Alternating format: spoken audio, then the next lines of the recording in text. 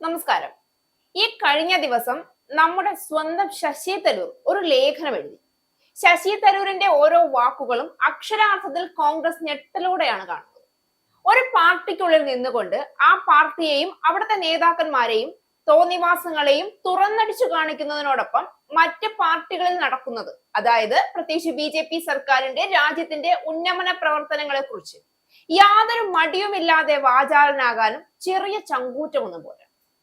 പഴകിയാൽ കടപുഴകുന്നത് വരെ കാത്തു നിൽക്കാതെ പിഴുതെറിയുന്ന കോൺഗ്രസ് പാർട്ടിക്കുള്ളിലാണ് കള എന്ന് കണ്ടിട്ടും കളയാൻ പാർട്ടിയിലെ ഉന്നതർക്ക് പോലും മുട്ടിടിക്കുന്നത് തരൂരിനെ. ഇത്തവണ തരൂർ പറഞ്ഞതിന് മാർക്ക് 100 കൊടുത്തേ പറ്റൂ. ഇന്ത്യൻ രാഷ്ട്രീയത്തിൽ കുടുംബവാഴ്ചയാണ് എന്ന് തുറന്നു പറയാൻ തരൂർ കാണിച്ച ധൈര്യം അസാമാന്യമെന്ന് പറയാതെ വയ്യ.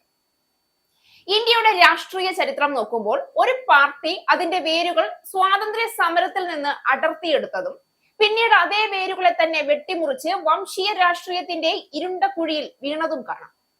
ആ പാർട്ടി തന്നെയാണ് ഇന്ത്യൻ നാഷണൽ കോൺഗ്രസ്. സ്വാതന്ത്ര്യാനന്തര ഇന്ത്യയിൽ ആദ്യം ജനങ്ങളുടെ പ്രതീക്ഷയും ആത്മവിശ്വാസവുമായിരുന്നു കോൺഗ്രസ്. പിന്നീട് ജനാധിപത്യത്തിന്റെ ആത്മാവിനെയും തുല്യാവകാശത്തിനെയും തകർക്കുന്ന വംശീയ രാഷ്ട്രീയത്തിന്റെ കേന്ദ്രമായി മാറി. നെഹ്റു, ഇന്ദിരാഗാന്ധി, രാജീവ് ഗാന്ധി, സോണിയാഗാന്ധി, രാഹുൽ ഗാന്ധി, ഈ പേരുകൾ കേൾക്കുമ്പോൾ തന്നെ പാർട്ടിയുടെ അടിസ്ഥാന ഘടന ഒരു കുടുംബവാഴ്ചയായി മാറിയതാണ് എന്ന് വ്യക്തമാകും. തിരഞ്ഞെടുപ്പുകൾക്ക് മുൻപും ശേഷവും തീരുമാനമെടുക്കുന്നത് ജനങ്ങളല്ല, കോൺഗ്രസിൽ നൂറ്റാണ്ടുകളായി തുടർന്നു വരുന്ന ഒരേ കുടുംബം തന്നെയാണ്. ഇതാണ് ഇന്ത്യയുടെ രാഷ്ട്രീയത്തിൽ ഏറ്റവും വലിയ ദൗർഭാഗ്യമായിരുന്നത്. ഒരു ജനാധിപത്യ രാജ്യത്തിൽ, അതും ഇന്ത്യയെ പോലെ ഒരു ശക്തമായ ജനാധിപത്യ സംവിധാനമുള്ള രാജ്യത്തിൽ നീണ്ട വർഷങ്ങളോളം കോൺഗ്രസിന്റെ മാത്രം കുത്തകയായിരുന്നു ഇന്ത്യൻ രാഷ്ട്രീയം. ഈ നടപടിക്ക് ഒരു പരിധിവരെയെങ്കിലും വിരാമം ഉണ്ടായത് മോദി അധികാരത്തിൽ വന്നതോടെയാണ്. അന്നു മുതലാണ് ജനാധിപത്യം എന്ന പേരിൽ അന്ന് വരെ നടന്നുകൊണ്ടിരുന്നത് പച്ചയായ കുടുംബാധിപത്യമാണ് എന്നും ഇന്ത്യയുടെ ഒരു മേഖലയിലും ജനങ്ങളുടെ താല്പര്യങ്ങളല്ല ഉയർന്നു കേട്ടതെന്നും ഇന്ത്യയിലെ 140 കോടി ജനങ്ങൾക്ക് ബോധ്യമായത്. ഇതിനെതിരെയാണ് കോൺഗ്രസിന്റെ അകത്തളങ്ങളിൽ നിന്നുകൊണ്ട് തന്നെ തരൂർ ശക്തമായ ശബ്ദമായി മാറിയിരിക്കുന്നത്.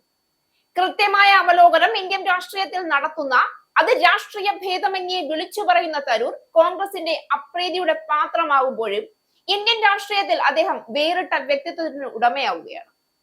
ഒക്ടോബർ 31 പ്രൊജക്ട് സിൻഡിക്കേറ്റിൽ പ്രസിദ്ധീകരിച്ച ഇന്ത്യൻ രാഷ്ട്രീയം ഒരു കുടുംബ ബിസിനസ് ആണെന്ന ലേഖനമാണ് ഇപ്പോൾ അത്തരത്തിൽ ചർച്ചാ വിഷയമായി മാറിക്കൊണ്ടിരിക്കുന്നത്. ഇന്ത്യൻ രാഷ്ട്രീയം എങ്ങനെ ഒരു കുടുംബ ബിസിനസ്സായി മാറി എന്നതിനെ കുറിച്ച് ഡോക്ടർ ശശി തരൂർ എഴുതിയ വളരെ ഉൾക്കാഴ്ചയുള്ള ഒരു ലേഖനം ഇന്ത്യയിലെ സ്വജനപക്ഷപാതത്തിന്റെ സന്തതിയായ രാഹുലിനും തേജസ്വി യാദവിനും നേരെ അദ്ദേഹം നടത്തിയ ആക്രമണമാവുകയാണ്. പതിറ്റാണ്ടുകളായി ഒരു കുടുംബം, നെഹ്റു ഗാന്ധി കുടുംബം, ഇന്ത്യൻ രാഷ്ട്രീയത്തിൽ എങ്ങനെയാണ് ആധിപത്യം സ്ഥാപിച്ചതെന്ന് ലേഖനത്തിൽ വളരെ വ്യക്തമായി തരൂർ പറയുന്നുണ്ട്. കുടുംബവാഴ്ച രാഷ്ട്രീയത്തെ ഇന്ത്യൻ ജനാധിപത്യത്തിന് ഗുരുതരമായ ഭീഷണി എന്ന് വിശേഷിപ്പിക്കുകയും അത് രാഷ്ട്രീയ നേതൃത്വം പാരമ്പര്യമായി ലഭിക്കാവുന്ന ഒന്നാണെന്ന് ജനങ്ങളെ വിശ്വസിപ്പിച്ചതായും തരൂർ ലേഖനത്തിൽ തുറന്നടിക്കുന്നു. രാഷ്ട്രീയ നേതൃത്വം ഒരു ജന്മാവകാശമാണെന്ന ആശയം കോൺഗ്രസ് ഉറപ്പിച്ചു എന്നും ഈ ആശയം എല്ലാ പാർട്ടിയിലും എല്ലാ മേഖലയിലും എല്ലാ തലത്തിലും ഇന്ത്യൻ രാഷ്ട്രീയത്തിൽ വ്യാപിപ്പിച്ചിരിക്കുന്നു എന്നും ലേഖനത്തിൽ തരൂർ ചൂണ്ടിക്കാണിക്കുന്നു.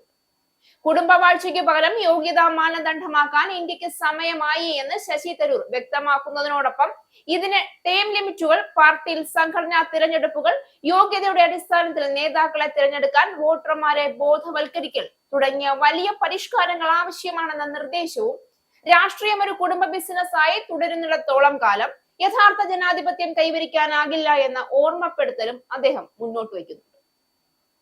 വംശീയത ഒരു പാർട്ടിയിൽ മാത്രം ഒതുങ്ങുന്ന വിഷയമല്ല, അത് ജനാധിപത്യത്തിന്റെ മൂല്യങ്ങളെ തന്നെ ചവിട്ടി മെതിക്കുന്ന ഒന്നാണ്. കോൺഗ്രസ് പാർട്ടി അതിന്റെ അകത്തും പുറത്തും ജനാധിപത്യത്തെ വെട്ടിമുറിച്ച് നേതൃസ്ഥാനങ്ങൾ തലമുറകളുടെ കൈമാറ്റം വഴി നൽകുന്ന രീതിയിലേക്ക് വഴുതി വീണു.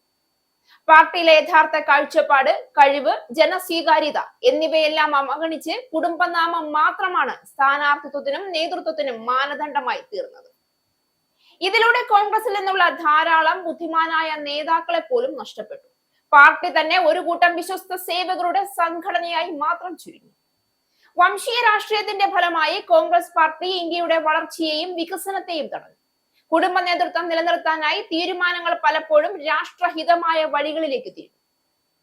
വ്യക്തിപ്രഭാവവും സ്വാർത്ഥതയും നയങ്ങൾക്കപ്പുറം നിന്നു. രാജീവ് ഗാന്ധിയുടെ കാലത്ത് തുടങ്ങി സോണിയാഗാന്ധിയുടെ ഭരണകാലം വരെയുള്ള കാലഘട്ടത്തിൽ സാമ്പത്തിക പരിഷ്കാരങ്ങൾക്കും ഭരണപരമായ പ്രവർത്തനങ്ങൾക്കും മുന്നേറാൻ സാധിക്കാത്തത് അതിന്റെ തെളിവാണ്. ദേശീയ താൽപര്യത്തെക്കാൾ കുടുംബ പ്രതിച്ഛായ സംരക്ഷിക്കുന്നതിലായിരുന്നു പ്രഥമ ലക്ഷ്യം. പുതിയ തലമുറയിലെ വിരക്തി ഇന്ന് ഇന്ത്യയിലെ യുവതലമുറ കോൺഗ്രസിന്റെ വംശീയ രാഷ്ട്രീയത്തെ തള്ളി മുന്നോട്ട് പോകുന്നത് കാണുമ്പോൾ വ്യക്തമാകും.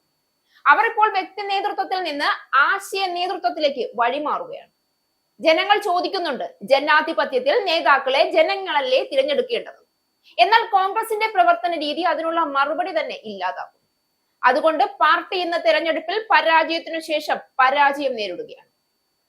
കോൺഗ്രസിന്റെ വംശീയ രാഷ്ട്രീയം ചോദ്യം ചെയ്യാൻ ധൈര്യം കാണിച്ചവരിൽ പ്രധാനപ്പെട്ട പേരാണ് ശശി തരൂർ. പാർട്ടിയുടെ നിലപാടുകളെ നിയമപരമായും ആശയപരമായും വിലയിരുത്തിയ തരൂരിന്റെ നിലപാടുകൾ ചിലപ്പോൾ പാർട്ടികളിൽ തന്നെ സഹിക്കാനാവാത്തവയായി കണക്കാക്കപ്പെടുന്നു. പക്ഷെ അദ്ദേഹം ചൂണ്ടിക്കാട്ടിയ വസ്തുതകൾ ഇന്നത്തെ രാഷ്ട്രീയത്തിൽ അത്യന്തം പ്രസക്തമാണ്. പാർട്ടിക്ക് പുതുക്കപ്പെട്ട ജനാധിപത്യ സംസ്കാരം വേണമെന്ന ആവശ്യത്തിന്റെ പ്രതിഫലനം തന്നെയായിരുന്നു അത്. കോൺഗ്രസ് പാർട്ടിയുടെ വംശീയ രാഷ്ട്രീയം ഒരു പാർട്ടിയുടെ തകർച്ചയുടെ കഥ മാത്രമല്ല, അതൊരു പാഠമാണ്. ജനാധിപത്യത്തെ കുടുംബത്തിന്റെ കുത്തകയാക്കി വെച്ചാൽ ജനങ്ങളുടെ വിശ്വാസം പോലും ഇല്ലാതായി പോകുമെന്ന കഠിന സത്യം പഠിപ്പിക്കുന്ന പാഠം.